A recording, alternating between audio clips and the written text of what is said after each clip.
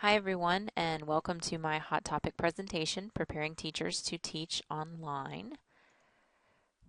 So getting started, making the move from a traditional teacher to an online teacher isn't without challenges.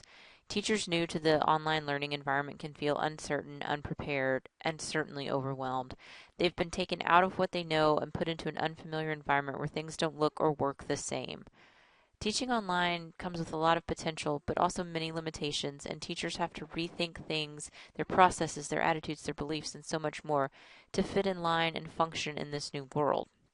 So, how do we prepare them to be successful? Well, first of all, they have to realize that their role as a teacher is being redefined.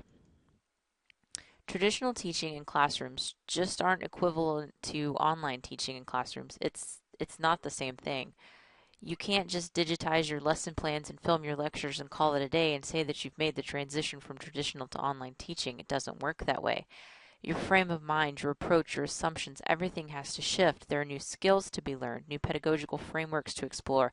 In essence, it's time to rethink everything.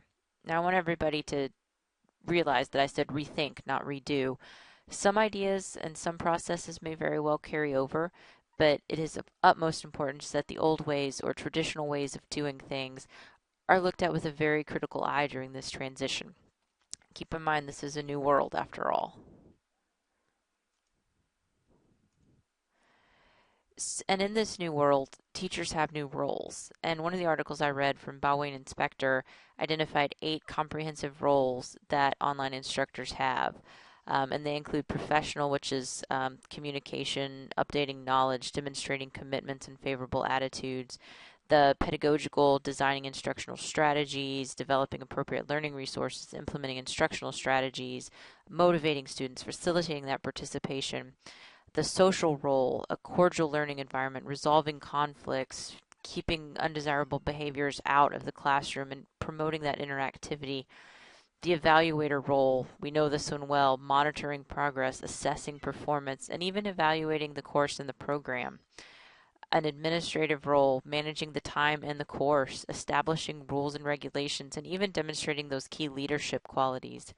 And of course, we're talking about online, so let's not forget the technologist role, accessing those technology resources, choosing the appropriate resources for learning, looking and developing for different resources, and then even providing these resources to students, helping them seek out new digital resources; advisor and counselor, providing guidance based on what the students need; and then a researcher, keeping up to date with classroom teaching and interpreting and integrating these findings into your teaching and into your course design. Now, some of these roles may be very similar to traditional, or it's very easy to draw parallels, but these are what has been defined as roles of the online instructor. Big shift from content provider to facilitator, and really a lot more interaction, almost has to be. So, with all these new roles and transformations and new world and whatnot, how do we prepare teachers to teach online? So, I put together a few keys to success that I came across in all the reading that I did. The first one being no advanced technology expertise is required, but some things to keep in mind. Um, you need to be familiar and comfortable with technology. Helps to take baby steps rather than going from full on traditional to full on online learning. Maybe start by incorporating technology into the traditional classroom. Maybe even step it up another notch and maybe go to the blending learning model. Um, Baby steps. It's a big leap from traditional to online, so baby steps help. And then other things to keep in mind when it comes to technology. Technology has limitations. It can and will fail. And even really good technology is just not a substitute for sound pedagogy and instructional design.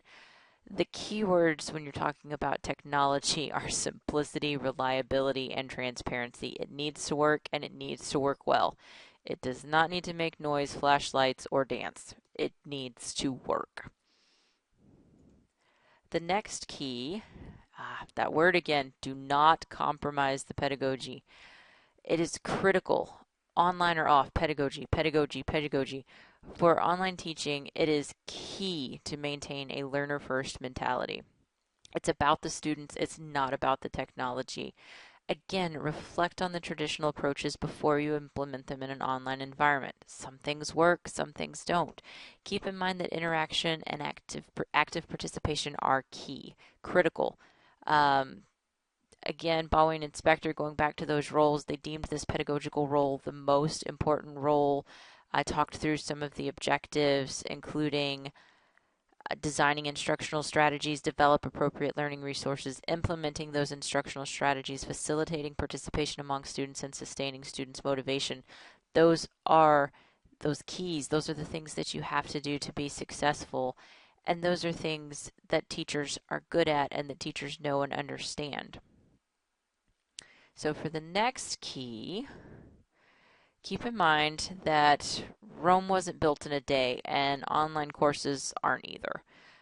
Take the time and practice good instructional design. Resort back to those wonderful instructional design models. My favorite is the ADDIE model. And of course, don't forget that critical reflection piece. Think it through, and keeping that in mind, be prepared for significant front end work. Online teaching just isn't making your traditional classroom digital. I can't stress that enough. You can't just upload a PowerPoint and call it a day. And Rome, not only was Rome not built in a day, Rome was also not built by one person. And that's important to keep in mind. It's pretty rare to find all the necessary skills to develop and teach and facilitate an online course. Seek out support, both technical and otherwise, in the beginning, during the course, after the course. Don't go it alone. And look to fellow online instructors as well. What do they do that works? What do they do that doesn't work so well? All good things to keep in mind. Also, maybe I've harped on this just a little. Definitely think I've hit this one, but look critically at traditional practices. This transition from traditional to online, that's tough. You've spent time in the classroom, you've got things down. You know how to get your students interested and motivated, you know how to keep them on track. Oh, but wait, you're in the room with them. You get body language cues, you get speech cues, verbal cues, you get visual contact. And you're probably not going to get that with your online students. So rethink those assumptions and your role. What worked before may not work in the online setting. Critical thinking, reflection, collaboration, rely on it all. Now, this one right here is my personal favorite and the last of my keys to success. How can you be an online teacher if you've never been an online student? Hands-on experience, baby. You'll see firsthand what works, what doesn't, what you like, what you don't, where you get frustrated, and the list goes on and on. There's no excuse. Free online courses exist. You can check out the good, the bad, and the in-between. Take charge of your own learning. So I wanted to provide an example of what the University of Phoenix does. It's an all online or mainly online university. I think they have actual campuses now where you can go, but most of it is online learning. And so they have to prepare people that aren't even necessarily teachers to become online instructors. So I wanted to take a deeper look as to how they prepare folks. So the way they do it is it's a 4-week certification program. You have to fill out an application, get accepted into the certification program. Your 4-week certification program is conducted completely online. It's in an online environment. It's really great because you kind of get to know the online system that they use. They provide mentors the entire time. Let me say that I am not a University of Phoenix instructor. This is all from an article I read. Great article. They provide mentor teachers, folks that are online instructors in their courses. Then they provide opportunities for guided practice. So these trainees can teach a course with their mentor's guidance, kind of shadow their mentor. And then, and only then, after successfully walking through all of that, do they become an online instructor. But one of the things that I found interesting is that it is 110% one size fits all. There is no deviation based on your content or your subject area or even your knowledge base. There was a funny quote in the article where it's kind of like going to a known restaurant chain, like McDonald's. You're pretty sure the food's not going to be bad, but you're pretty sure the food's not going to be spectacular either. It's just kind of middle of the road. So I thought that was really interesting on this one size fits all approach. And if you need another example of a program preparing instructors for online teaching. I mean, let's just take a look right here in our class. We all are, or at least I'm assuming that we are all interested in learning to teach online, and that's why we're in the certification program. We're really just getting started, but keep in mind those keys to success and the roles that I talked about as we work towards the completion of our certificate. Is what I'm saying is what I found in the research in line with what we're experiencing? Is it not? Of course, there are always more things to think about. I did some pretty substantial reading, some pretty substantial research for this, but in all of that reading came across several questions and things that we don't know. Um, Online pedagogy, I keep referring back to that word pedagogy, the way we teach. We know it's key, we know it's important, but a lot of the research I read said we need to know more. We just don't have this direct idea of what online pedagogy needs to look like. It's just not solid. Some of the research I looked at was a little bit dated, more than 4 or 5 years old. But I did some hardcore searching for some pedagogical research articles, and there's really not a whole lot out there. So that's a good field to look at. And then I was also really interested in how do we help these teachers make the move from traditional to online teaching. I gave some keys to success, but it's really hard to turn off. If you've been in the classroom, spent any time in the classroom, you've really kind of set in your ways. You've got this understanding. You know what works for the students. You know what makes sense. You're kind of set in your teacher self, and you really kind of have to throw that out the window for online learning. So, it's almost like, can you teach an old dog new tricks? And I find that topic fascinating. There's definitely research out there. I mean, I read countless articles all about people making the transition, but I'm just not sure it's clearly defined, and I'd love to see more. I don't think there's one clear path forward, one right or wrong way. But it is very clear that more and more teachers are relying on or are moving towards online teaching. Um, and then a few more things to ponder. What's the best approach to prepare teachers? Does it matter if they are established traditional teachers? I guess my question here is it easier to take somebody that's never spent time in the classroom and make them a traditional classroom and make them an online teacher? Or is it easier to take somebody that has the knowledge and skills of a teacher and move them over to online teaching? I think that could be a fascinating area of research. Um, a lot of what I read was support, support, support. Teachers need support to make this happen. And I fully agree. But I think some teachers are going it alone, and I don't think we can expect it to go it alone. With, like I mentioned in the presentation, with all the skills and everything you need, it's really hard for somebody to be that complete package. So I think it's really unfair for us to expect teachers to become online learners with minimal or no support.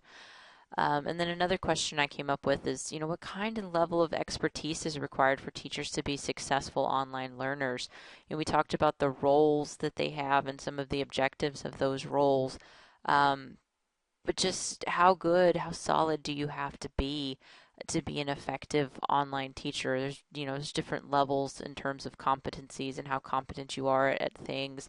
What's most important, and how on top of your game do you have to be in certain competencies to be effective?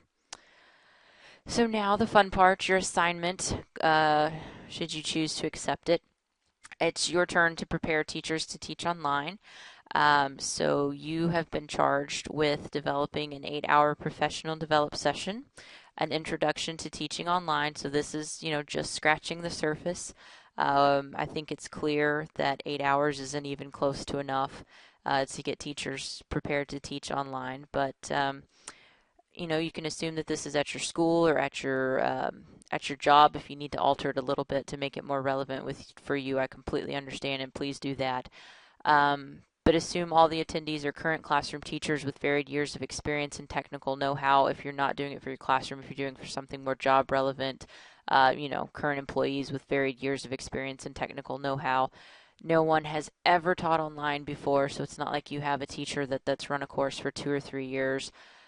So how do you spend those 8 hours? So what I want you to do is kind of outline the professional development session, courses, speakers, demonstrations. What would you do with those 8 hours with those teachers? And feel free to kind of make some assumptions if you want to assume you've got 20 people in there or 10 people in there, 400 people in there. But I'm curious as to what you would do as an introduction, getting teachers ready to make that transition from a traditional classroom to, to that online classroom. And if you could just give a little bit of background as to why you made certain decisions. I'm really fascinated to see what everybody thinks. Just scratching the surface entails. I'm always intrigued by discussion, so I'm really looking forward to this one. So if you have questions, comments, or concerns, shoot me an email or hit me up on the discussion board, and I will answer any questions. But again, with the assignment, big picture, you're developing an 8-hour professional development course as an introduction to online learning. Please adapt it to um, what best suits your current role or even your prospective role. I want you to have that opportunity. And just real quick in closing, I know it's tiny, but those are the articles. Some of them are really great reading. Some of them, took a little bit to get into. But I do recommend reading a couple of these articles, especially the Boyne Inspector article. And I also really, really enjoyed um, the University of Phoenix one. I really did not know, I wasn't aware of how University of Phoenix got their teachers prepared to teach online. So fascinating reading. And thanks a bunch, and I will see you on the discussion boards.